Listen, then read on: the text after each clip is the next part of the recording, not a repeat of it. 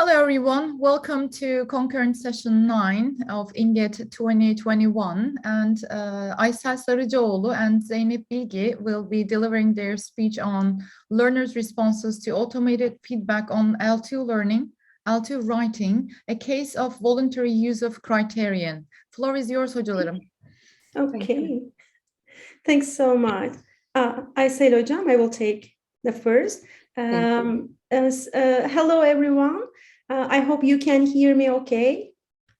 Can you? I think so. Okay, excellent. So hi, I'm Zeynep Bilki from TED University ELT program, and with my colleague Aysel Sarıcaoğlu from Social Sciences University of Ankara. Today we will present our research, our study in which we explored L2 writers' responses to the feedback they received from an automated writing evaluation tool in a higher education setting. I will first give quick background information, and then Aysel will talk you through our methods and our findings. Okay, so as you're all familiar with, in second language learning, identifying gaps in learners' language knowledge and skills and drawing learners' attention to these gaps are very critical and important for their language development, right? In second language writing, we commonly achieve this through formative feedback, mostly provided by the teachers. But the downside of is that the effort of providing feedback takes a lot of time and energy by the teachers. But with the development of current computer technologies, L2 writers and students are now able to engage in interaction with the feedback that is generated by a third agent rather than the teacher or the peer in the classroom. And we call this system as an automated writing evaluation system. And again, of course, several studies have already been conducted in automated writing evaluation with a specific focus on improvement on accuracy in the essays produced by students. And these studies actually showed that although the adoption of automated writing evaluation tools has become a common practice in language or L2 writing classrooms, our understanding of automated writing evaluation is still very limited to instructor-led usage, which means that in current AWE practices, language or writing instructors generally use automated feedback to support their own feedback or peer feedback, and they usually implement this as an in-class activity or out-of-class assignment. But mostly in higher education settings, for example, once students move beyond their EFL classrooms, prep classes, and start taking their content courses, they may no longer receive feedback from their teachers on how they are using the language in their writing, unfortunately. So then we can say that AWE, automated writing evaluation, is not a common practice in the beyond the language classrooms, not yet. But we know that it can actually meet the needs of both content course students and the teachers in higher education setting. So that's why in our study, we focus on AWE use in a context in higher education setting and focus on voluntary use of AWE. It is because it is still one area that remains understudied in the literature. So in our study, we specifically examined how L2 writers responded to automated feedback from the AWE tool, which is Criterion, when using it on a voluntary basis for their content course assignments. I'm talking about a context actually where students do not receive teacher feedback on their assignments, and they rarely focus on automated feedback. So when we look at the literature, as you can see on the screen, we see that student revisions based on automated feedback have been largely explored in previous studies. The difference of our study from previous research lies exactly at this point in the learning context. In which automated writing evaluation was used by the writers autonomously outside of the classroom. So here is our research questions. What are students' responses to automated feedback? To what extent do L2 writers make correct revisions based on the feedback they received from the tool? And to what extent do students make feedback-related revisions? Now I'm going to leave the stage to Aysel Hocam. Thank you very much, Hocam. Greetings, hocalarım. I will start with the context in which we conducted this study. This was actually an action research project that we implemented at a private Turkish university with English medium of instruction. Our participants were students who were taking first-year classes, Introduction to Education and Introduction to Sociology. And they were from different programs within the College of Education. And both groups were at an upper intermediate level of English language proficiency. And as the AWE tool, we used Criterion only because we had prior pedagogical experience with it. I don't know if you are familiar with it, but very briefly, it is an automated system that instantly provides feedback to learners' writing. It provides feedback in 5 categories as organization and development, grammar, usage, mechanics, and style. And once the students submit their text to the system, they need to go to each feedback category one by one, and they need to go over each feedback error highlighted by the system to see the detailed feedback, whether direct or indirect by the system. And then the students have a chance to revise their errors and resubmit as many times as they want. Before this study, we visited our students' classes, and we trained them about how to access this tool, how to submit their texts, how to see their feedback, how to make revisions, how to make resubmissions, etc. And we created accounts for all students in these classes, and we emphasized the voluntary participation in this project. So no matter whether they shared their data with us, all of them had access to this tool for 2 semesters. And out of 103 students, 72 students volunteered for this study, and not all of these volunteers used the tool actually for their assignments. And education students used Criterion for 9 assignments, but sociology students used it for only 2 assignments. So because there were different numbers of assignments, we only used the first 2 assignments for data analysis in this study.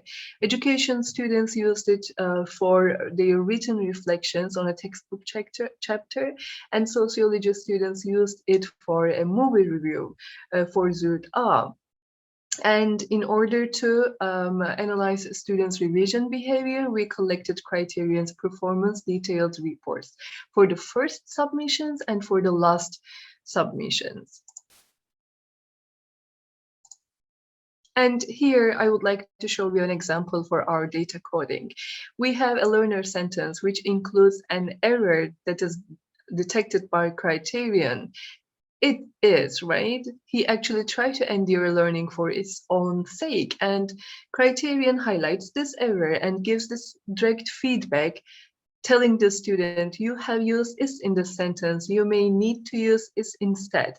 And then the student revised this error directly following Criterion's feedback. So we coded this revision as correct revision, successful revision, and because the student followed what the feedback told the student to do, we also coded it as relevant revision. I also would like to show you as an example for irrelevant revision. And in this learner sentence, there's no chance to becoming an A from different classes. Criterion detected to becoming as an error and detected this as a preposition error actually, and told the student indirectly, you may be using the wrong preposition. So the student's revision, as you see it here, there is no chance to be an aga from different classes. So actually, the student managed to handle this error, but not working on the preposition, but the student worked on the infinitive form. So this is still a correct revision, but it is irrelevant to Criterion's feedback. And our results showed that students' revisions were 39% of the time were correct. And this 39% of correct revisions are out of only the correctly detected errors by Criterion. We have more data that we analyzed, but within the scope of this presentation, we are only sharing part of them. And for more than half of the errors that were detected by Criterion, students actually did not make any attempts for revision. However, for those 39% of the revisions, 90% of the time their revisions were correct, and 86% of the time their revisions were relevant to Criterion's feedback. So what does this tell us? No revisions for half of the correctly detected errors. This is actually, although it sounds a lot, this is similar to students' revision behavior in previously reported studies. And we did not collect any qualitative data in this study because we did not want to interfere with students' natural learning process. This was only an option to them, whether to use it or not. And due to this lack of qualitative data, we don't know, why students ignored the majority of the errors highlighted by Criterion, detected by Criterion. But when we look at the reasons that are proposed by earlier studies, we see factors such as the generic nature of automated feedback. And we also saw one example in this study. Not every time Criterion provides direct feedback, showing students how to fix the error. And also the issue of inaccuracy in error detection. Sometimes Criterion incorrectly detects errors that are not actually language errors, or it misses detecting actual errors in learners' text. So these might be some of the reasons why students did not revise the majority of the errors, detected errors. However, one good thing is that their success rate is higher than what was previously reported in earlier research.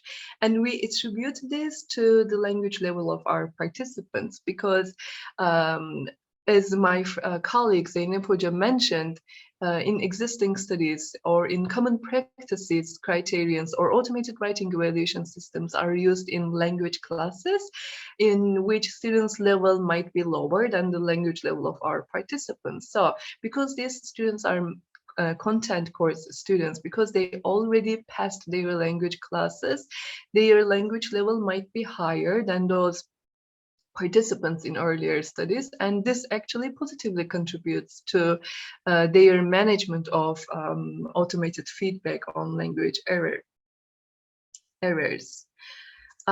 So what do we conclude from all this? First of all, it is a desire of all students to submit error-free assignments in their content courses as well. And this doesn't happen all the time because they do not have a chance to receive feedback on their language errors. And content course instructors are already very busy dealing with content teaching or giving feedback on content rather than language issues. So we cannot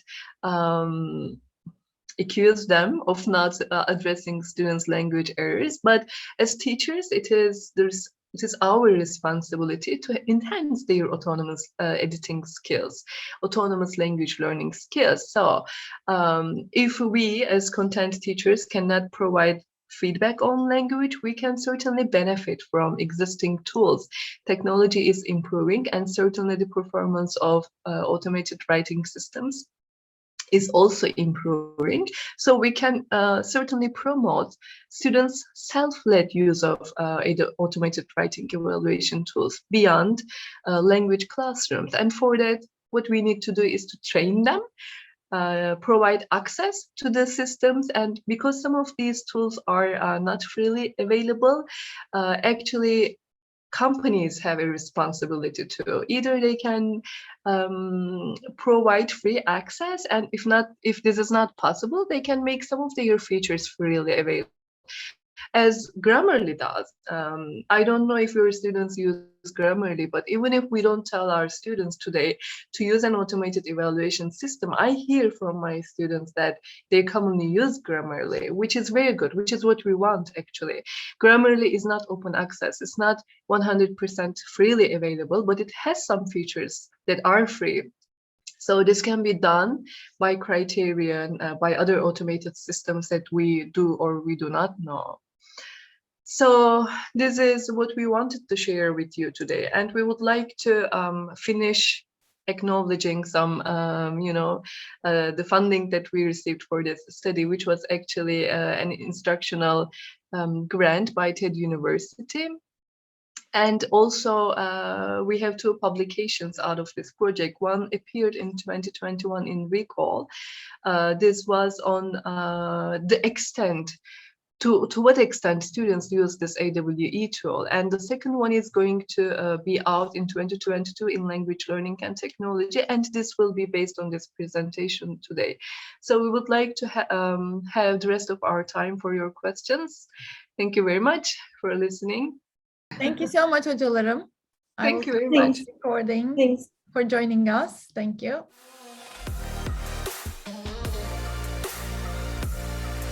Floor is yours. Thank you. Good morning again. I'm very happy to be here for my second study, P4C for ELT. It's about integrating critical thinking by P4C, Philosophy for Children, into EFL classes through integrated language skills. Well, maybe there are some newcomers, so I want to talk about me a little bit. I graduated from Gazi University, Gazi Education Faculty ELT Department in 2004 and took my master degree from Ahmet Yesevi University on ELT after 17 years. I started my EFL teaching journey in a primary school in Istanbul, and since 2010 I've been teaching in a high school here. I'm the coordinator of some European projects, school partnership projects such as Eğitim Erasmus and Scientex. I'm writing blog posts for Teaching English blog by British Council, and I'm a certified P4C facilitator. Well, as Stoyan Noam Chomsky states that if you are still teaching today the same thing as we did 5 years ago, either the file has died or we have. We live in a world where everything is changing continually. Educational technology, standards for curricula, learning expectations, learning styles, learning outcomes, and teaching methods also change continually. Teachers face some new challenges. They feel need to constantly enhance their knowledge and improve their skills in order to be more effective in the classroom. We need a change. So teachers should change the way they are teaching according to the necessities of the time in order not to be that.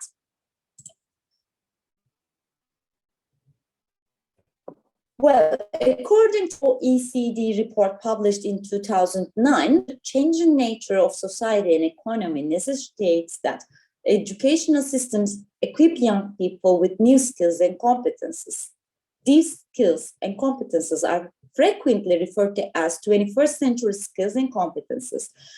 These are critical thinking, communication, collaboration, and creativity. But personally, I give the most importance to critical thinking skills. Critical thinking is the habit of thinking reflectively, rationally, reasonably. Critical thinking activities require the learner to inquire more thoroughly about language and ideas in order to achieve a deeper understanding of them. Asking learners to identify more thoroughly about language and ideas in order to achieve a deeper,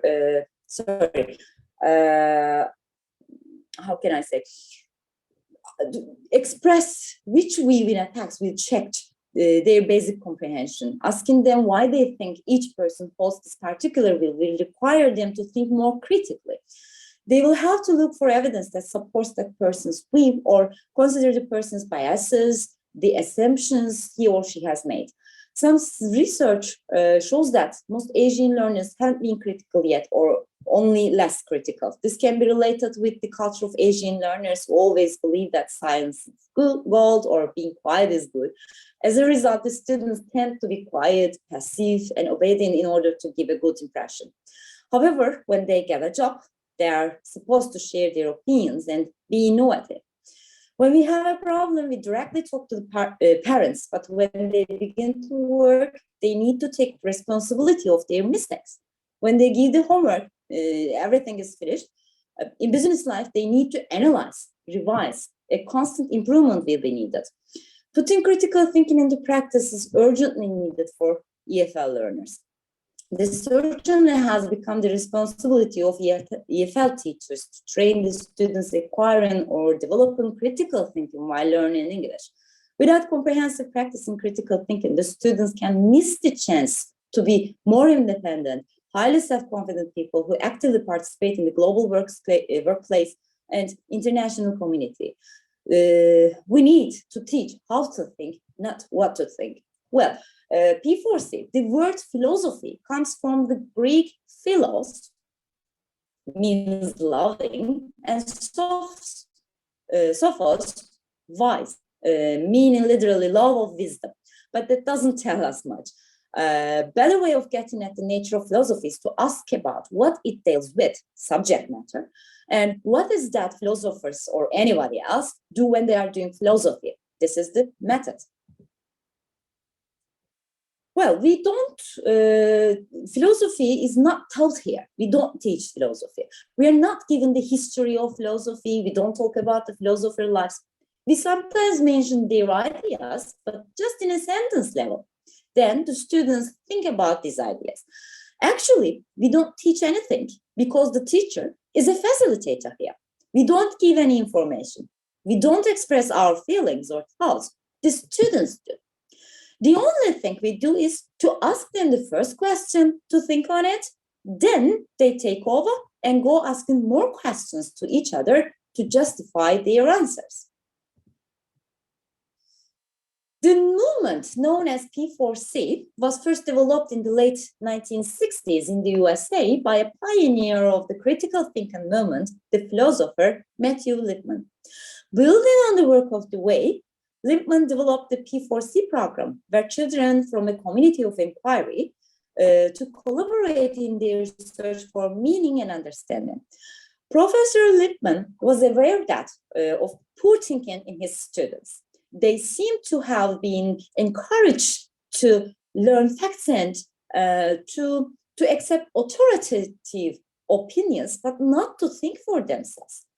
He became convinced that something was wrong with the way they had been taught in school. According to Lipman, children are natural philosophers because they view the world with curiosity, wonder.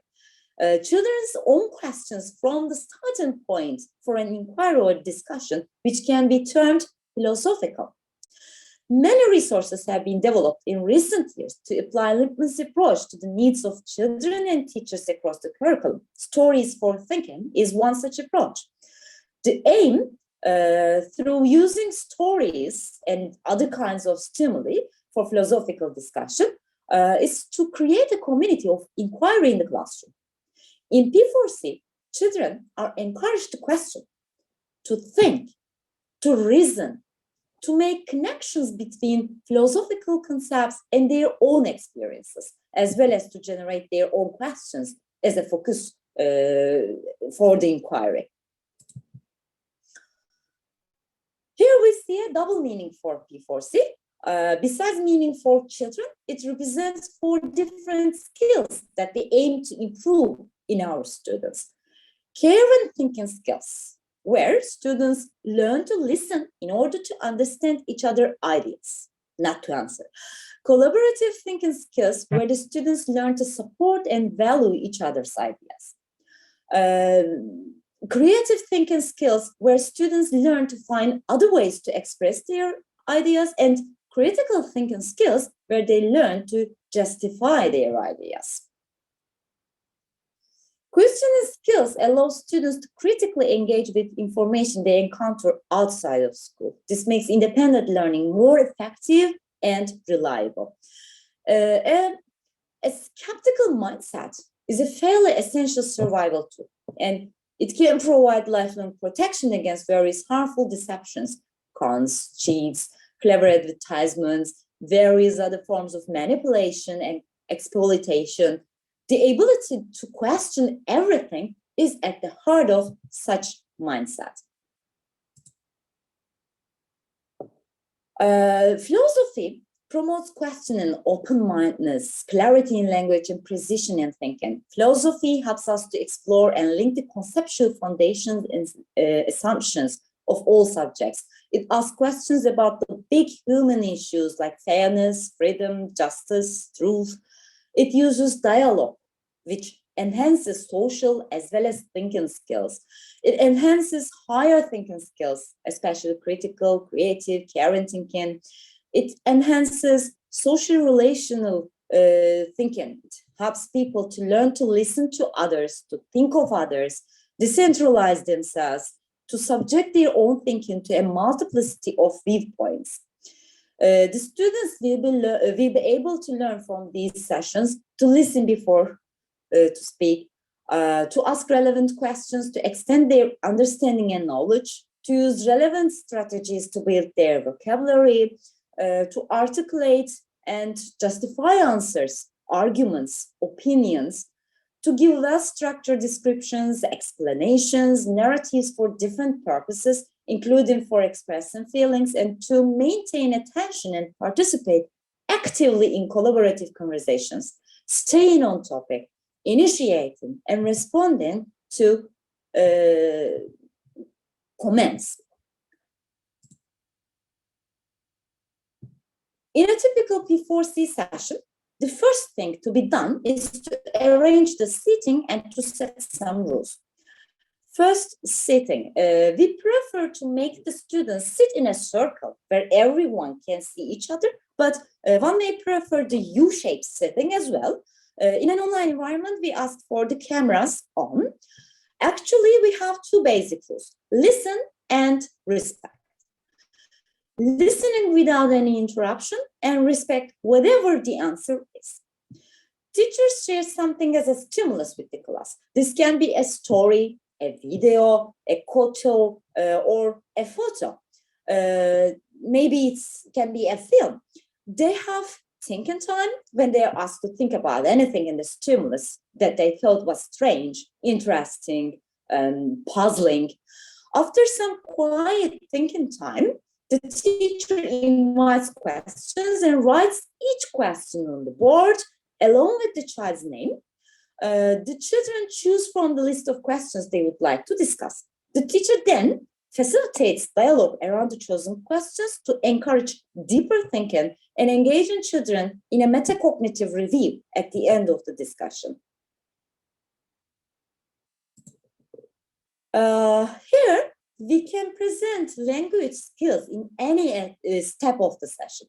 The stimulus can be a reading passage, so self-reading, pre-session reading, like a flipped classroom application, or a video may be watched. A listening text can be listened, or reading aloud could be an option as well. The students can note down their opinions or questions in the discussion part, or you may prefer to take written feedback for the sessions to facilitate their writing skills. During the sessions, the students improve their speaking skills by several activities like asking questions, expressing their opinions, agreement, disagreement, giving or asking for reasons, just like that. Here is a sample lesson plan you see. The participants of the study are two different ELT classes. The students who were preparing for university entrance exam, they participated voluntarily. The study took place after school hours and lasted for 20 to 30 minutes. The teacher gives handouts to students on which there is a very short story about a man who survived from a shipwreck on a deserted island. Yes, I know it's a cliche story, but we look at it in a different way. I mean, I didn't ask what the 3 things you would take. No. At first, the facilitator asks the students to write a description of the island or the situation therein, the weather, the trees, if there is anything to eat, their feelings, etc. Then we give a discussion time to students about the questions that they would like to discuss. We write the questions on the board. Some of the examples like, how would you survive? Would you be happy alone? Would you need a language or words? Would you set rules? What if you weren't alone? Who would be the leader? These are all speaking questions. As an after-session activity, the students are advised to read a book called Lord of Lies, which focuses on a group of British boys stranded on an uninhabited island and their disastrous attempt to govern themselves. Themes include the tension between groupthink and individuality, between rational, emotional reactions, between morality and immorality. Then, the next session, the students can discuss on these issues, or they are advised to watch a film called Castaway. I don't know if you remember Tom Hanks was casted, and it focuses on the plane crash survivor Chuck Nolan's adventures and his struggles on a deserted island. Well, in this study, a total of 40 students participated, 20 to 20, divided into a P4C group and non-P4C group. Participants in the P4C group took part in integrated language skills activities with P4C in remote teaching classes for 4 weeks, and the effects of the lessons were measured by questionnaires.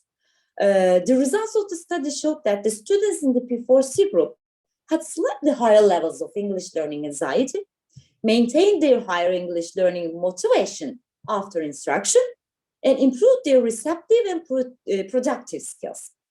And in the non-P4C group, we have reached the results that high level of English learning anxiety, low level of English learning motivation, and we haven't seen some notable changes in language skills development.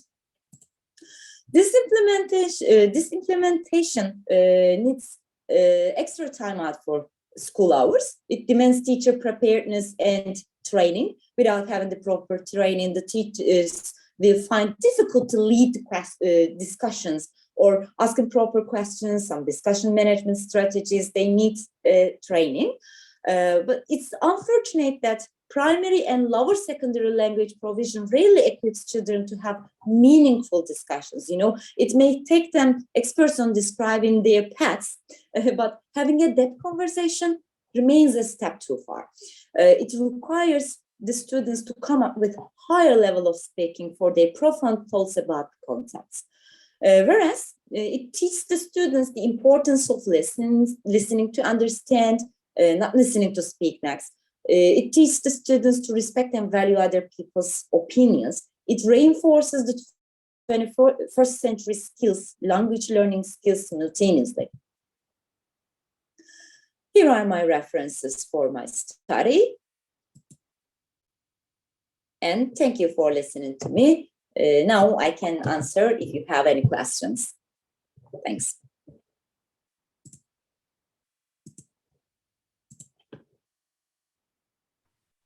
It was a very interesting presentation. Thank you.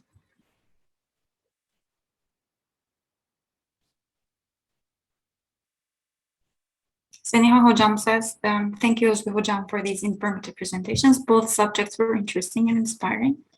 Thank you very much.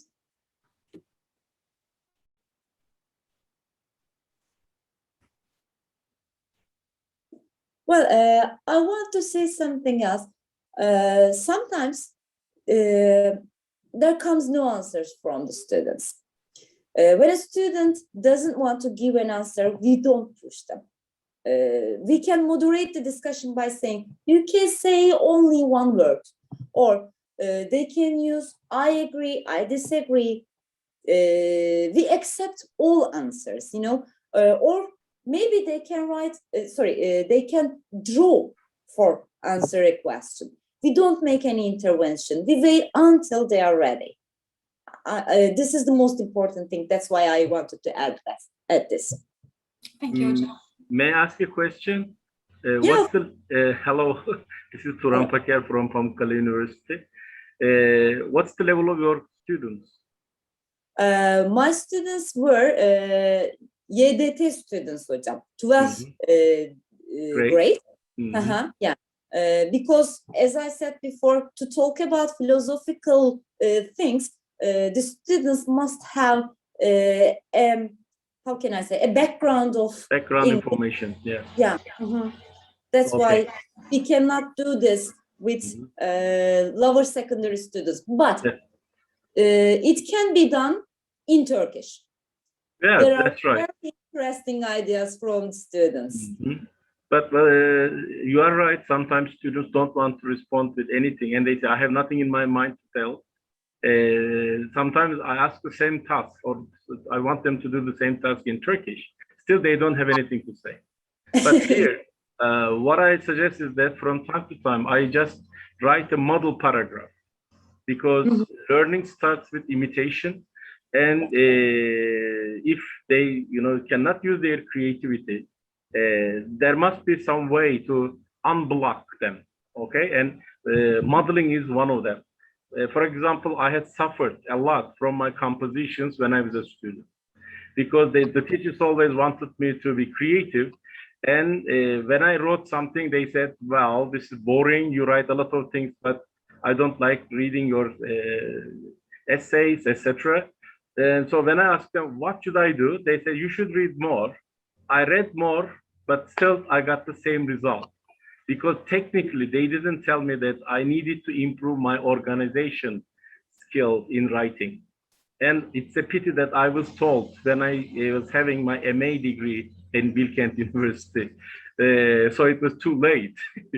But Yeah. I realized, so I'm teaching composition courses as well from time to time, because usually nowadays I focus on teacher training courses like approaches and methods, testing, material evaluation or material adaptation, etc. But I realized that if the students are blocked, in that case, we should create a model paragraph or model essay that we should do text analysis in terms of content and organization. Then they can imitate initially. It's just like, learning how to make a cake. First of all, you imitate your mother. But still, although, you follow the steps and instructions, it's not the same with your mothers. So when will it be? Until you get the competence. So until they get competence, we need this kind of scaffolding. So in that case, we can help them to have self-confidence, because if you destroy self-confidence, they cannot produce. So that's why I suggest the teachers that they shouldn't focus on accuracy initially, but focus on content and organization. And gözünü kaşını yere yere, they should write down something or speak something. Thank you.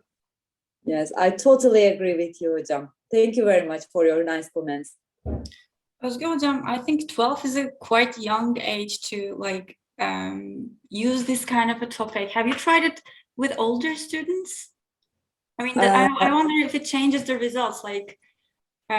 Maybe the older students will be able to generate more ideas than the younger ones. I don't know. Yes, well, as I am a high school teacher, I didn't have a chance to work with adults, let me say, yet. But I guess there will be more creative, more different ideas from the adult students or older students. I would like to try it with university students, especially because their way of looking to life is very different from the high school or more older, I mean the adults. I would like to try it, but I couldn't have a chance right now. Yes, I am a P4C facilitator. I can do this actually, but seriously, I have no time for that. But if I had a chance, I would do this. Yeah, maybe the prior life experience would, Yeah, it affects a lot. Let me share my experience. Once upon a time, I taught MA students in prep program.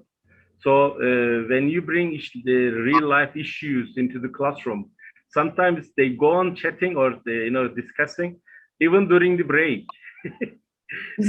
I remember one of the hot topics like, would you agree prenuptial agreement before marriage?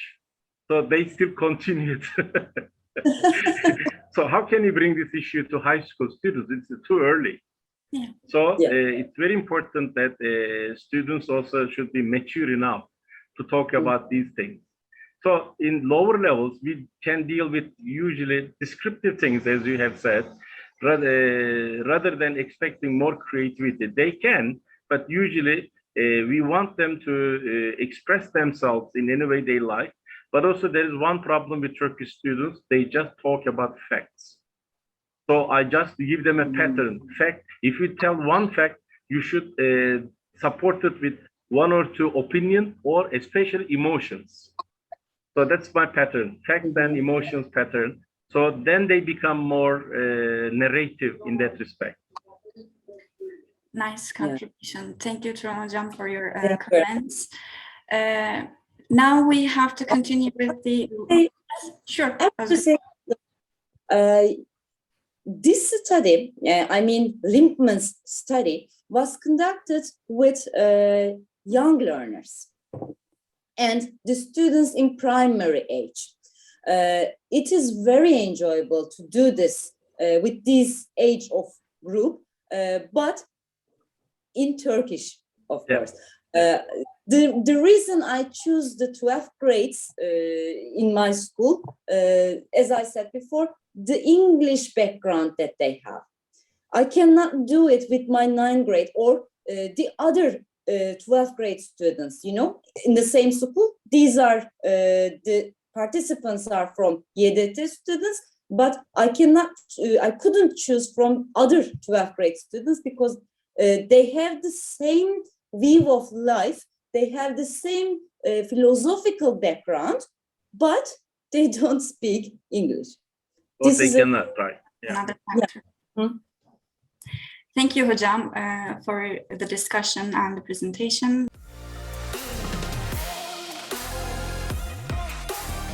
We are going on with another concurrent session, and our presenter will be Eunjeong Park, and the title of her presentation will be Corpus-Aided Instruction for ESL Learners. And the floor is yours. Thank you so much. Thank you for your nice introduction. Yes, I'm Eunjeong Park. I know that the pronunciation is quite weird or very strange, and thank you for pronouncing my name correctly. So the title of my presentation is, as you see, Corpus-Aided Instruction for ESL or EFL learners as well.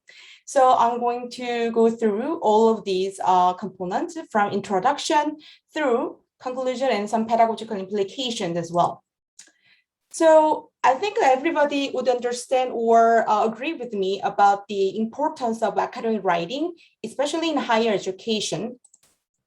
However, as I taught and as I looked at the patterns of the EFL or ESL students from my classroom, I found some patterns of their mistakes or errors.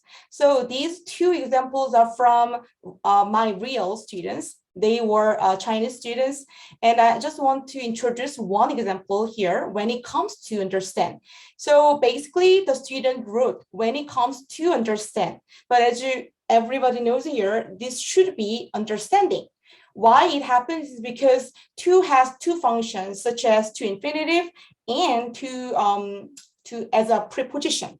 So in that sense, what I found was especially in English language use and especially writing, it is based on phrases or some structure, phrases or word combinations.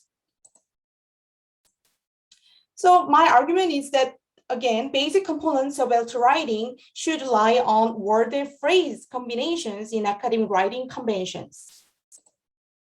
Of course, with that some background, we definitely have to or need to pay attention to phraseology. Phraseology is a study about phrases and words combinations.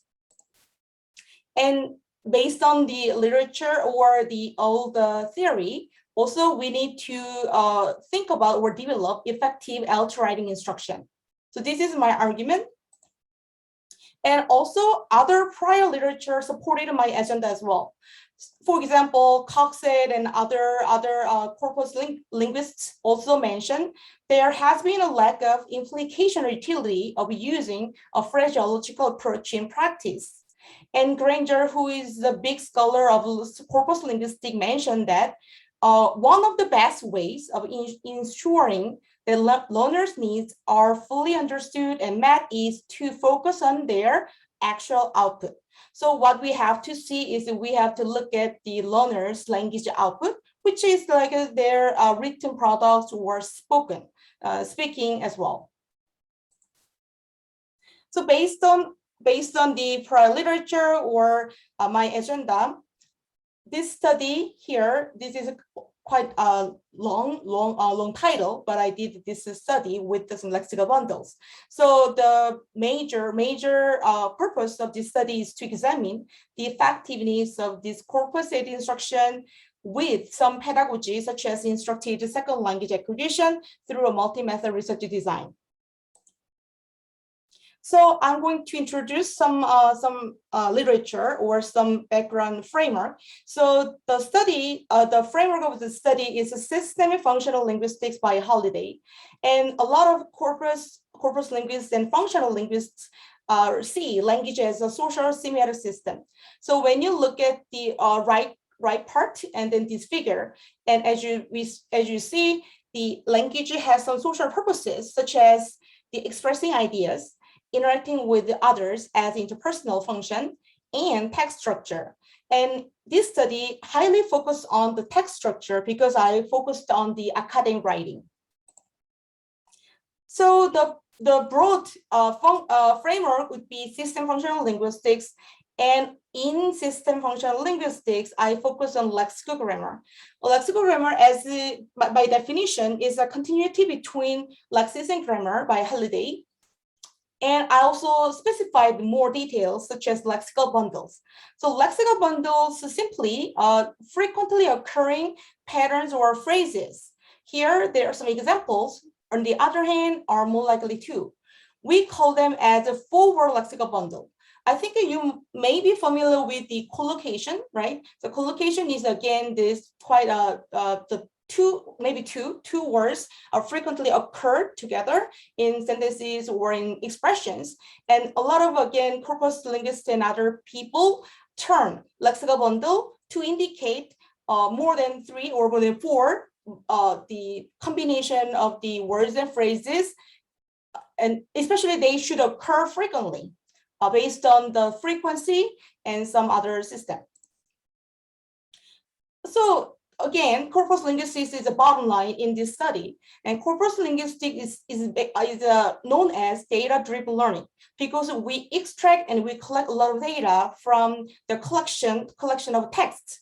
So corpus is, again, collection of text based on and due to the advancement of technology, we are able to collect a lot of data through technology. So when you look at the figure on the right part, and you see this is Kong from Dr.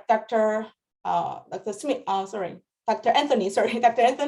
So he created this really fancy and very, very useful software, which is free. So I use this Kong to analyze and then to understand students' texts and then their parents as well.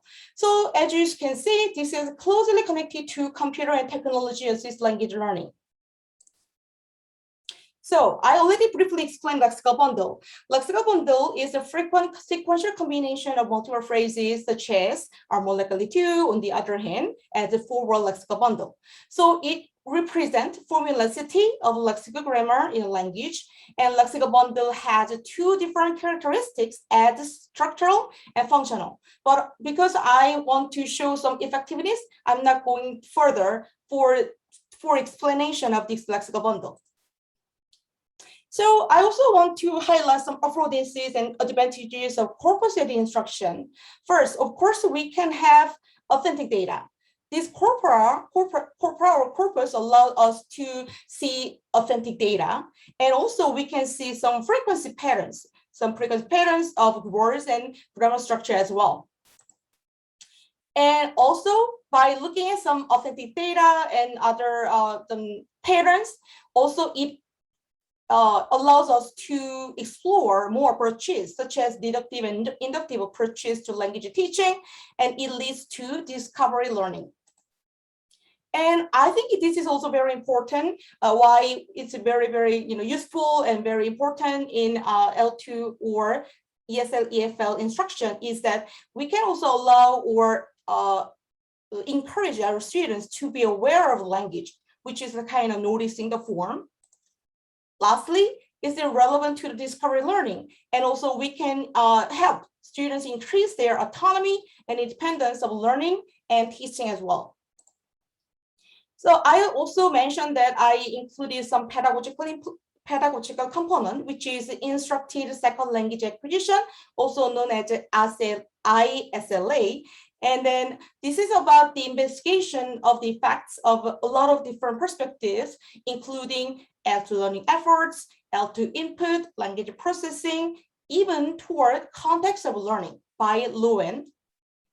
And then I used two different terms, or I should say some approaches. One is, explicit intentional instruction, and the other one is actually incidental instruction. However, in this study, I operationalized semi-intentional instruction instead of incidental instruction. So please don't be confused about these terms. So here again, intentional and semi-intentional. Intentional, very, very straightforward. This is about teacher. Teacher explains explicit, direct explanation and definitions of their language terms and language structure, of course. And in semi-intentional instruction, this is more about process. So according to Nation, Nation also highlights process comprising noticing, retrieval, and generation.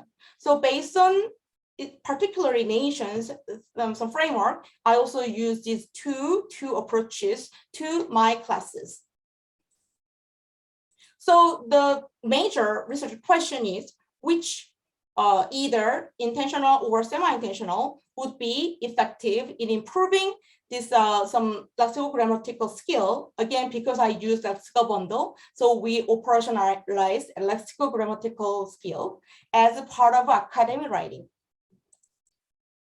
The context. So 3 ESL composition classes in the ESL program at a Midwestern University in the US are participating in this study. And there were 50 international or EFL students. 80% of the students were Chinese, and others also include some other Asian contexts, such as Turkey, definitely, and then also other East Asian students, and then Korean as well, Korean and Indonesian. Some other Asian students also were there. And also among them, 17 students participated in the interviews and some further member checking as well for qualitative parts. So this is about, I use some purposive and combined sampling for this study. So these two, as you see, blue and then green ones are about experiments or intervention, I can say. The first one is intentional with the explicit direct explanation and description. So it's more like a maybe teacher really highlights a lot of the lexical bundle in this intentional group. And then semi-intentional group is a little more process-based. So here, noticing retrieval generation sequence was focused and highlighted in this group. And also, of course, I would like to see the effects of these two groups, right? So I also included contour group, which is aligned with the general writing instruction according to ESL curriculum at the time. So this is the kind of method section. I just want to show some timeline of this research because I used both qualitative and quantitative research. So I call it mixed method research. As you see, this green one, Corpus-Aided instruction, 5 sessions, and then I already explained 3 different parts or groups. So for 5 weeks, we did some Corpus-Aided instruction.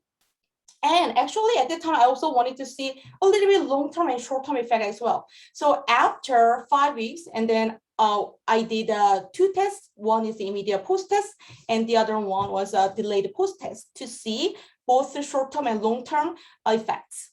And afterwards, you can see purple box there. So after that, I also did some qualitative parts with interviews and some writing conferences and member checking as well for the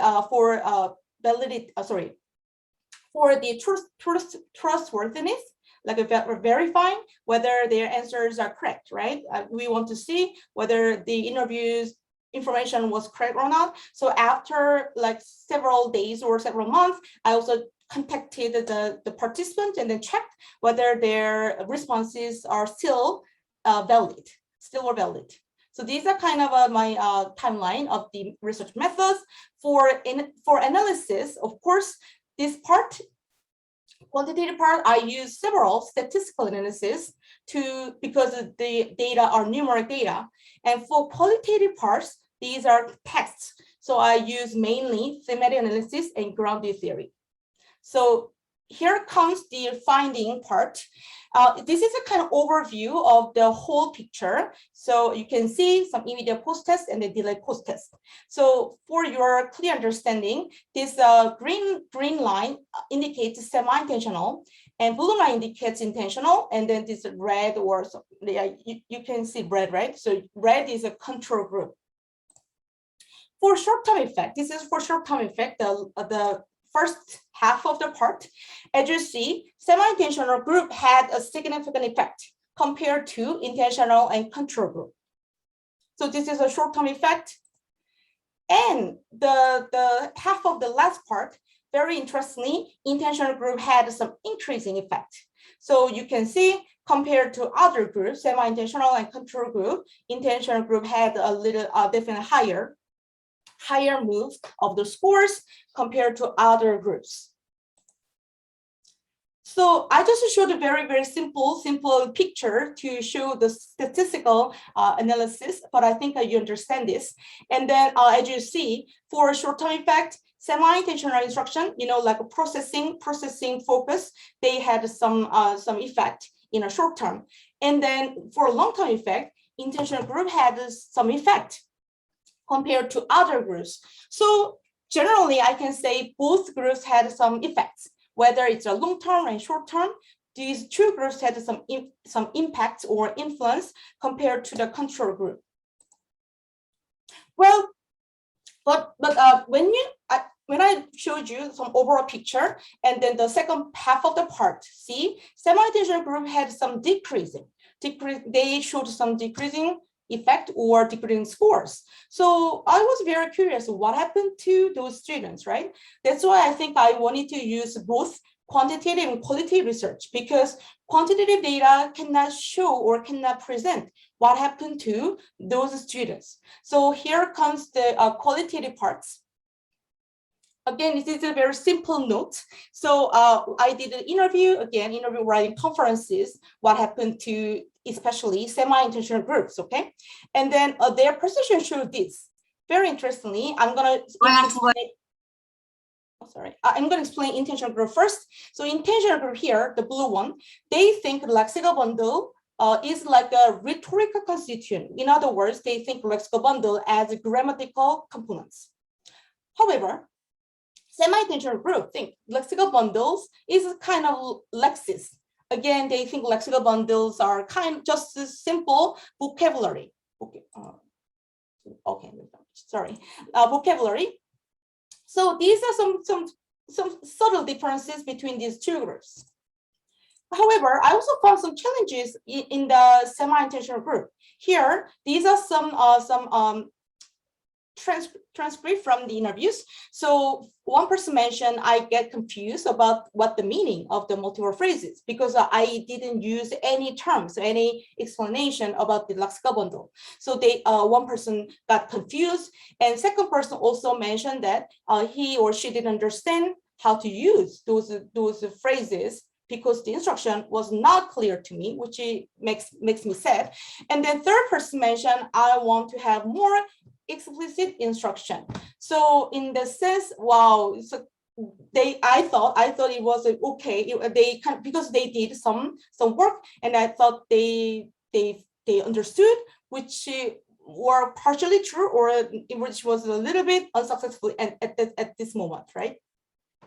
So again, overall, corpus-aided instruction is effective because we see these two long-term and short-term effects.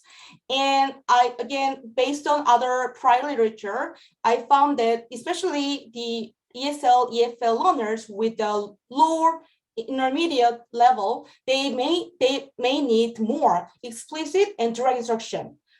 Maybe this instruction would be more useful for them. So this is my conclusion, kind of conclusion.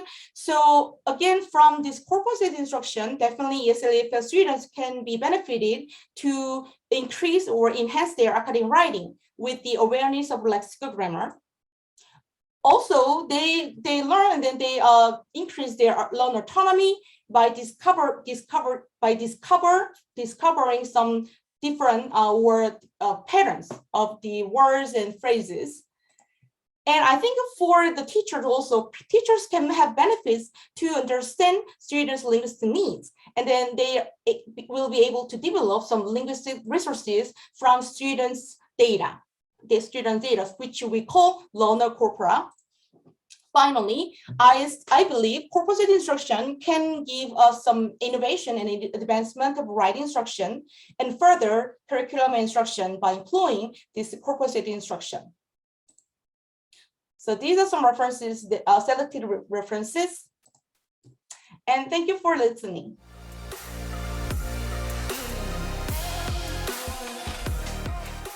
Dear guests, welcome you all to 20th International INGED ELT conference. And in this session, Dr. Arzu Ekoç will be with us, and her presentation title is Visible Thinking Approach, Cultivating Thinking Skills Through Visual Arts in Language Classes.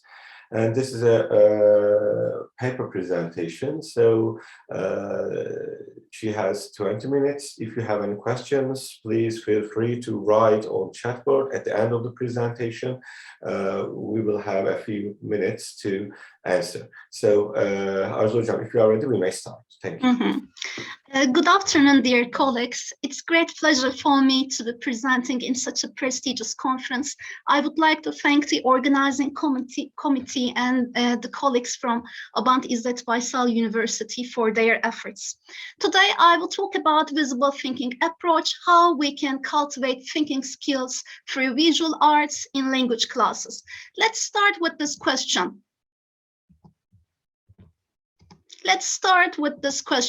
What is visible thinking approach? Thinking is sometimes invisible in our classes. And as educators, we can make thinking much more visible so that students can learn on and build on from each other's experience. What kind of teachers can make thinking more visible? Teachers who do not expect instant answers, teachers who give enough waiting time for their students, teachers who show their uncertainties, teachers who say that, I don't know, let's do research on that, let's check it from that website, those teachers. Teachers who ask what if and what if not questions and express respect for the process of thought. We all use thinking routines in our classes. I highly suggest you to have a look at Project Zero at Harvard Harvard Graduate School of Education. If you write Google Project Zero, you can find many thinking routines. Actually, we use them in our classes, but they have named them. So there are various thinking routines created by Project Zero team at Harvard University, if you want to get some details about those routines. For example, such questions, what is going on here? What do you see that makes you so? The same pair of questions can work across many areas. For example, such routines, see, think, wonder, think, pair, share, such routines, for example. And questions can be asked in the classroom to make thinking much more visible. And students can learn from the classroom culture. We all know that there is hidden curriculum. So class atmosphere is important. We determine the climate in our classes as educators. So students learn from that atmosphere. And not only students should know how to think critically, but they should do it. They should know when they should think critically. We should create opportunities for that. So they should internalize the habit of observing, analyzing, and questioning all the time. We can understand whether thinking is visible in our classes by asking ourselves some questions. What kind of questions as educators we can ask ourselves? Are students explaining things to one another in our classes? Are students offering creative ideas? Are students and I, as the teacher, using the language of thinking? Is there a pro and con list about each topic in my classes? And is there brainstorming in my lessons? And are students debating about interpretations, different perspectives about each topic? As educators, we can ask such questions to ourselves. To make thinking more visible in our classes, we can use art. We can use art as a tool. The analogy between language and art is not something new. We all know that art predates written and spoken language. We all know that from Stone Age. And in metaphorical sense, being a multiliterate means in today's world, encoding, decoding visual materials around us. We are surrounded with by visuals on social media, everywhere. So decoding them is also important. Can art be used as a tool? Yes, because it appeals to different learning strengths. And as students get bored by traditional grammar activities all the time, they want to feel themselves a bit outside formal classroom atmosphere. And also we can activate right side of the brain, and using arts can help long-standing language acquisition. And teaching with art creates opportunities for novelty in our classes. It stimulates students' mind, it activates different ways of thinking, and maybe we think that it requires specialized knowledge, but actually it doesn't. What it requires is the willingness and is the interest in arts. And we can have a look at our curriculum from a different perspective, how I connect it with art. I will show you some example within some seconds, and it enlivens the curriculum. It provides differentiation, students express their feelings. We all want them to express themselves, but sometimes it is difficult to talk about personal topics. For example, family issues, friends, but students can talk about different things. Actually, they're talking about themselves, but they're putting themselves in the shoes of the character in the painting. And also strong classroom community. As I have said, hidden curriculum is important. Students interrogate, students ask questions, students debate. We all want to have such classes. And it can act as a springboard for discussion for our writing tasks, for our speaking tasks, for warm-up at the beginning of the lesson, for gap fillers. For example, if we have 5 minutes left in our classes, we can use art. And students learn to embrace different opinions, different values in the world. So they understand that their opinion is not the only one in the world. I would like to show you a pyramid, Nicola Giardania's pyramid.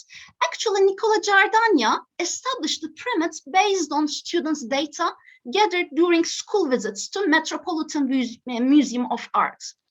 And she created this pyramid. And as you can see, in the first step, there is observation. So students observe the painting. We ask basic questions. What do you see? What do you notice? This is the first step. And then we ask evidence-based questions. What do I mean? What is going on in this painting? What makes you say so? So students come up with some evidence. They say that, oh, she is wearing a glove, for example, oh, she's wearing a hat, like that. They come up with some evidence. And then in the following step, we provide some information about the artist, about the era, about the painting. We give some information, we back up students some information. And then students synthesize this new information with their own ideas. They say that, the artist has such an illness. I got it.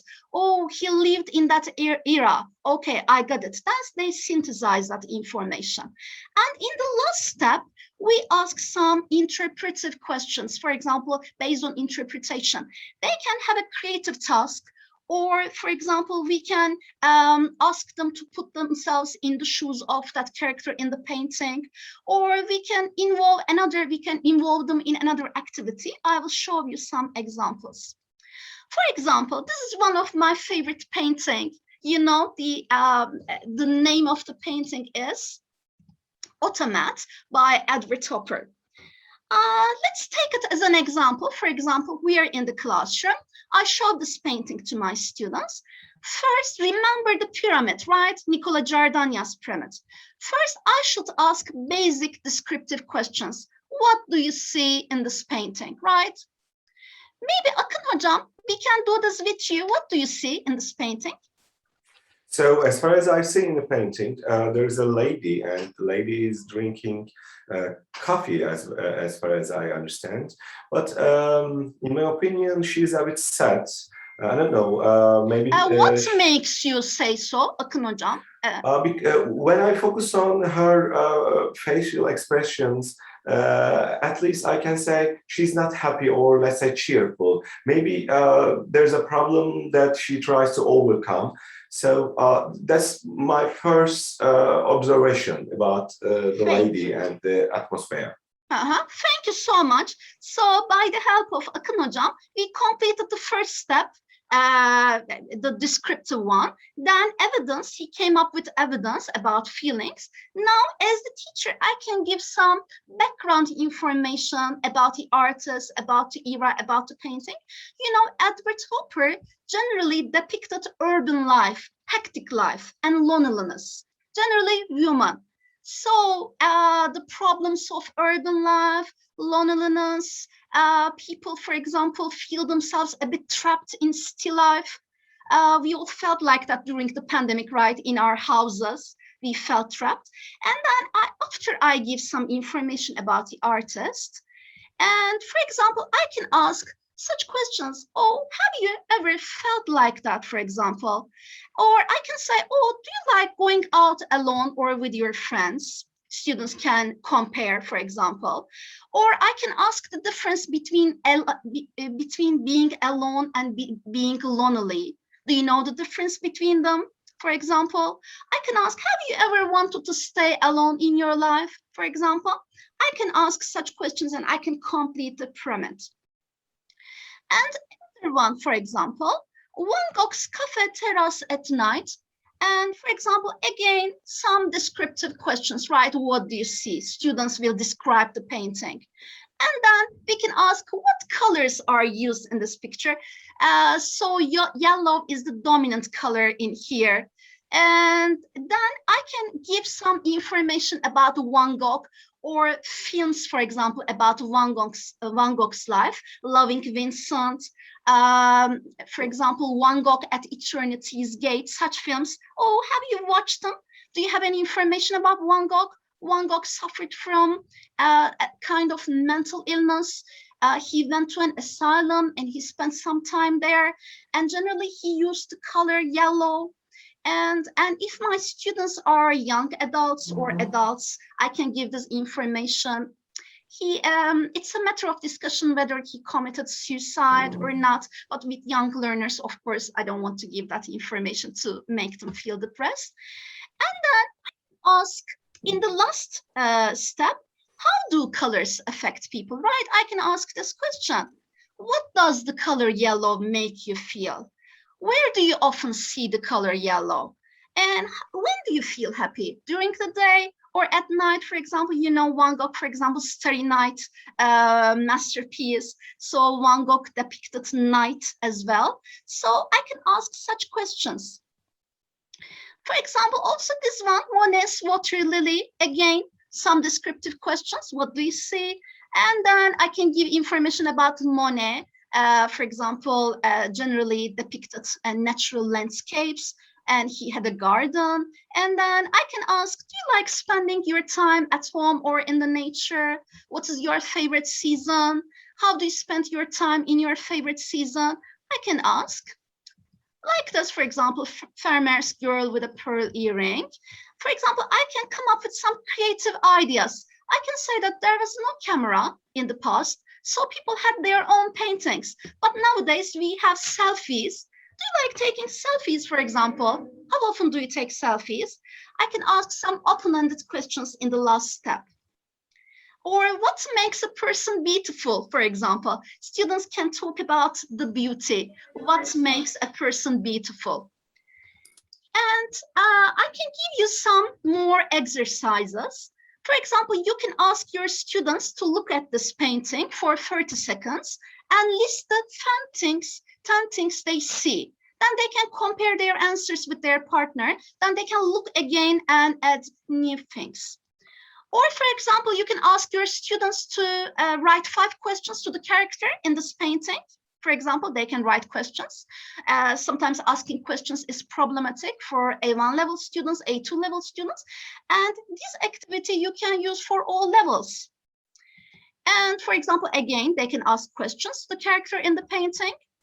Or, for example, you can group them in pairs. And one of the members in the group can write questions to the character in the painting, and another student can answer those questions. For example, about Frida Kahlo's painting. How old are you? And the other student will put himself or herself in the shoes of the character in the painting and answer the question. Where are you? What is your job? Where do you live? What are you thinking? How are you feeling? What are you holding? Who is the man? I like these activities because these activities work well with A1 level students as well. Because A1 level students' range of vocabulary is kind of limited, but they can ask these basic questions. Who are you? Where are you? What is your job? So they practice them. So I really like them at all levels. Hocam, last 5 minutes. Okay, Sorry hocam, for I the will wrap it interruption. up. Thank you. And so language and art can complement and assist each other. Responding to art is very stimulating and it provides change of pace in the classroom. And also students feel themselves out of the classroom for a while, and they use their creative and critical thinking skills, and also they become familiar with works of art. And also it acts as a springboard for activities. And also students express their ideas, they tell stories. Also, it helps them to visualize things and also enables them to develop such values such as persistence, concentration. And as I have said, there are some various activities, for example, even with young learners, students can draw a painting, draw a picture, and they can express how they felt about the lesson, how they felt about you. And then they can describe it, for example. You can use as an evaluation, as a self-reflection for you at the end of the term. With young learners, they can draw a picture, how they feel about your course. About your lesson. Or you can ask your students to bring their own photocopies of paintings, and you can turn the classroom into an art gallery, and students can describe, ask each other questions. Of course, there are some potential problems with these activities. Students may be reluctant to participate. And for example, maybe they don't feel like they have enough background information. They may find it unnecessary for language learning, but teachers' attitude is critical. And maybe teachers may feel that they are not experts, but they don't need to have arts education. Only interest and willingness is enough. But the atmosphere in the classroom shouldn't be stressful. People shouldn't criticize each other because of their opinions. It doesn't suggest a deep study of art, but we can use art as a teaching tool. So what we can do, we can ask open-ended questions to relieve those problems. We shouldn't criticize our students, validate their responses, use praises, encourage students to relate works of art with their personal experiences, and also ensure that a variety of styles are represented, not only with one artist. Also, students can bring, as I have said, they can bring their own photocopies. I know the art cannot solve or fix students' language problems totally, but act as a springboard for discussion. These are some important art links, museum links, and these are my references. I also have an article about it, using art. It has been published. And these are some useful websites. As I have said, Project Zero, Harvard project. You can Google, you can write Project Zero, and you can come up with many thinking routines and ideas. Thank you so much. Arzu hocam, thank you very much. Thank you.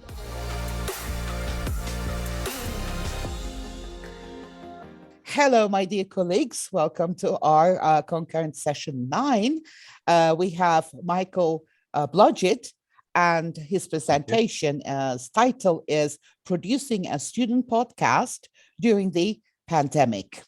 Thank you very much for being with us. And the screen is all yours. Okay, let me go ahead and get started, as we only have about 20 minutes. But first, let me say thank you for joining the presentation. I really appreciate it, and I'm really looking forward to it. In the chat, I've added a few links in case someone is more curious about the topic. My email address, a link to our podcast, which is the topic, and then another video that I created, kind of my teacher's journey, if you want to learn a little more about me. So as you like, please feel free to check those links, and let's get to my presentation. I'm going to share my screen and my PowerPoint. And I'm going to go kind of quickly, so please bear with me. Okay, so, and hopefully you can hear me okay. Aydin, everything is okay? Good, okay. All right, let's go ahead and get started. And so producing a student podcast during the pandemic, like I said, we just have 20 minutes, so let's go ahead and move along. Basically, I'll tell you briefly the story behind how this all started, some of the results we've had, and then finally a kind of brief how-to in making a podcast in case some of you would like to try something similar at your own institution. And if there's any time left, I'd be happy to answer some questions. So let's go ahead and get started. My name is Michael Blodgett. I'm a full-time English lecturer at Nara Medical University, a small medical college here in Japan. And I primarily teach first and second year medical and nursing students. And part of our 6-year study program for the medical students includes an opportunity to go overseas. It's actually one of the very few that they have. And it's a 3-month international clerkship. So they might be able to go to America, Europe, or even Asia, and study and do some research at different institutions, which is an amazing opportunity for future doctors and researchers. Sadly, as we all know, the pandemic kind of changed everything around the world, and including here in Japan. And Japan very quickly shut off tourism from outside. So even currently, outsiders can't come into Japan, sadly. And it also limited a lot of these opportunities and basically canceled this clerkship. I was part of the preparation for this clerkship, so I would help get the students ready, and we would have a class to do that. And so I kind of really could not only sympathize but empathize with these students. And I just felt really bad, because to imagine in their 6 years they wouldn't be able to go overseas and use English and also communicate with people in other cultures. It just seemed really disappointing, and I could even see it on some of the students I know pretty well. So that being said, I'm quite an optimistic person. I think that's important. And so, as Albert Einstein once said, in the middle of difficulty lies opportunity. So I tried to look at this in a positive way. We're all feeling down, students and teachers. What could I do to maybe make some improvement or help things along? So I thought, is there something I could do that would maybe mimic some of the opportunities in their clerkship? And so I thought, what about making some kind of class, like an elective class, where we could have English practice, communicate with people in foreign countries somehow, and also share some ideas and information about Japanese culture. And most importantly, have some fun, because everybody was feeling down. In fact, we all are probably still a little down, but let's just have some fun and meet regularly. And so podcasts, as my title of my presentation mentions, hopefully some of you are familiar with podcasts. If you're not, it's basically like a pre-recorded radio program. And I got into these about 10 years ago, I would say. I moved back to Japan with my wife, and was feeling a little homesick. And I clicked on this application on my phone, and I found this podcast, Mike and Tom Eat Snacks, a silly little premise, but it was so nostalgic. I was missing home, and these were these American comedians, and it was just really nice to listen to. And I searched more and found other comedy podcasts and sports, which I like, and health. I was just a wealth of information and entertainment, which was really enjoyable. And I thought, hey, I need to improve my Japanese. Are there any Japanese study podcasts? And I found that, and I've been listening to that for several years now, which has been great. And so that led me to, how about my students? Could podcasts be something interesting for them? And started looking, and there's quite a few about learning English. And so I started introducing them. And then that gave me the idea, podcasts and podcasting. So I very quickly, last fall, set up this class as an elective, so anybody could join if they wanted. And I used Edmodo, a kind of virtual classroom platform, and Zoom. A lot of the classes we were doing were online, and so we couldn't meet in person. So Zoom was great. As we're doing right now, you can easily record the session. And so it was kind of worked out perfectly for that. And I put it out there, advertised it, and long story short, tons of students. Actually, just kidding. Only one student signed up. Okay, one student, it's not much, right? Baby steps, but it was better than nothing. So I said, well, got to give it a try. And I was lucky because this student, Yuriko, which I'll mention a little later, is an amazing student. She's actually hoping to practice medicine in America when she graduates. And so she's already studying for that. So she has a innate motivation to study English and practice English. So she was perfect. And I shared the premise with her, and we started the class together. And I'm glad to say, after doing that last year, the classes continued in this school year. I have to mention the school year starts in April in Japan, so we're continuing. And 8 more students have signed up. So now we have quite a group, and it's just really happy, a great chance to meet with students and speak in English and do something very productive and active. So going back, when Yuriko and I started, we came up with the concept, medical student life in Japan. There's a link there, as you can see. It's also in the chat.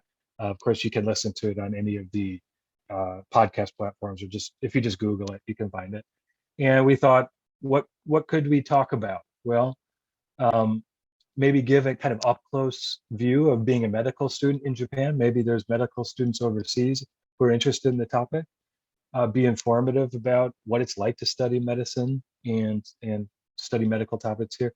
And then lastly, occasionally let's have some fun conversations and perspectives on Japanese culture and things Japan, because beyond medicine, tourism up until the pandemic was booming in Japan.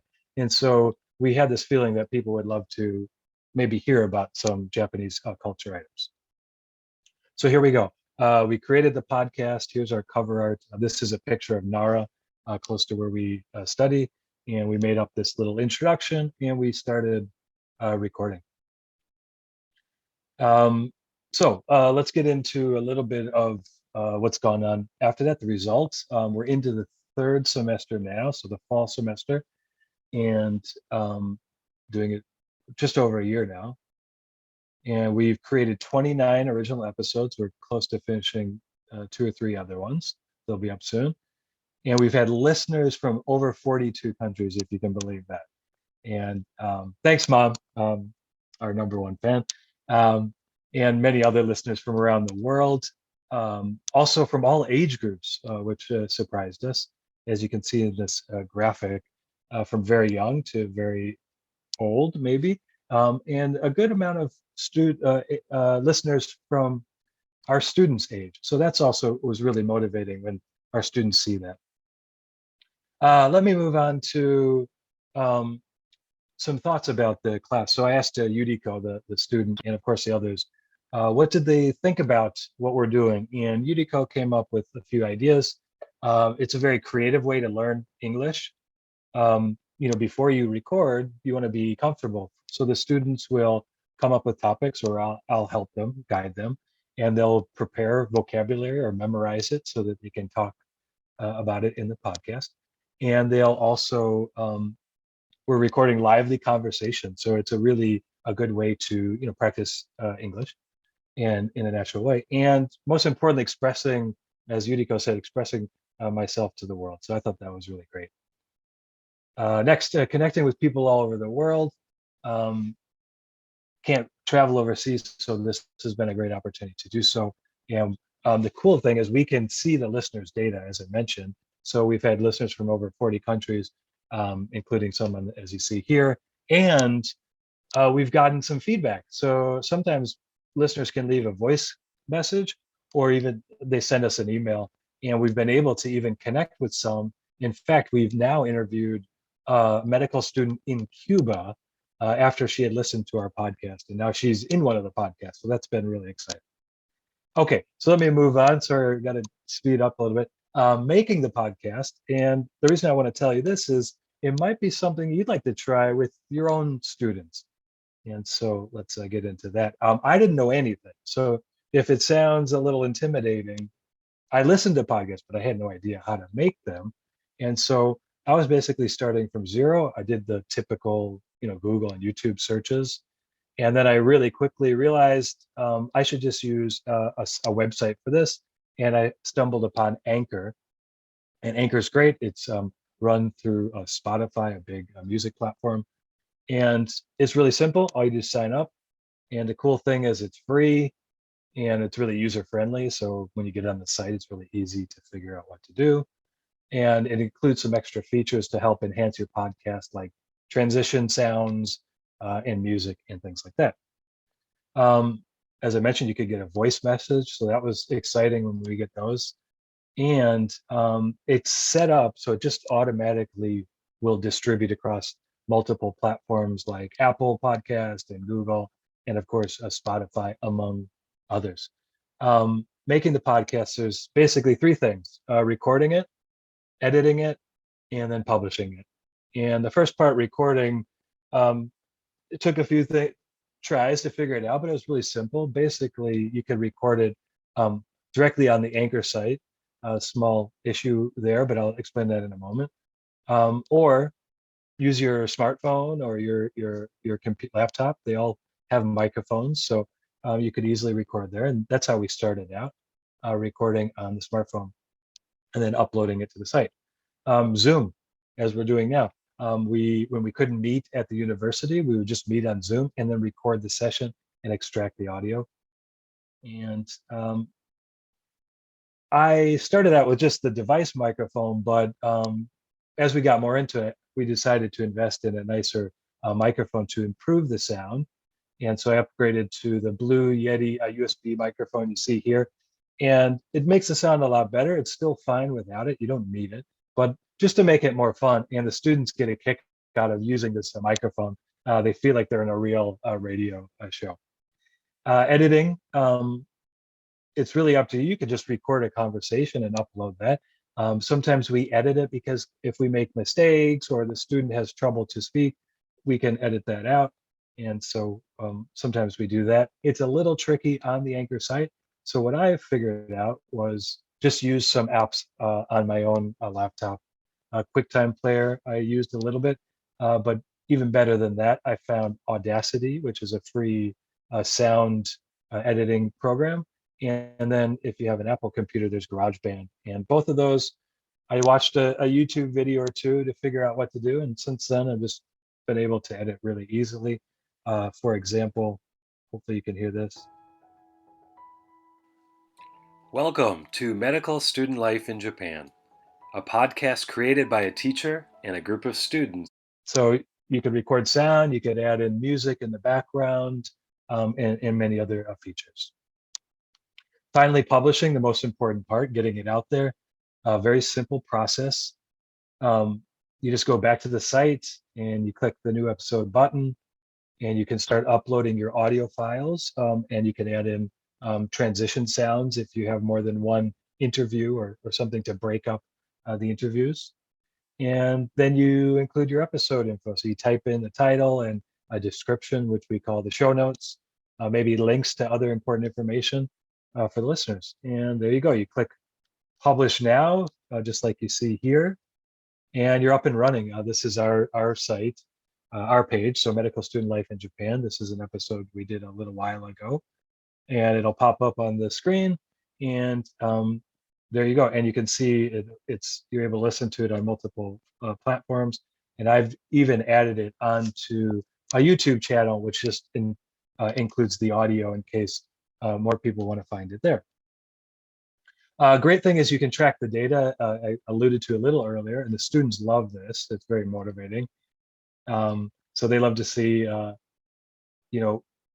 who's listening and things like that. So we get listener numbers, where they're listening from, not only country, but within the country we can find out, age, gender, and even what platforms are popular.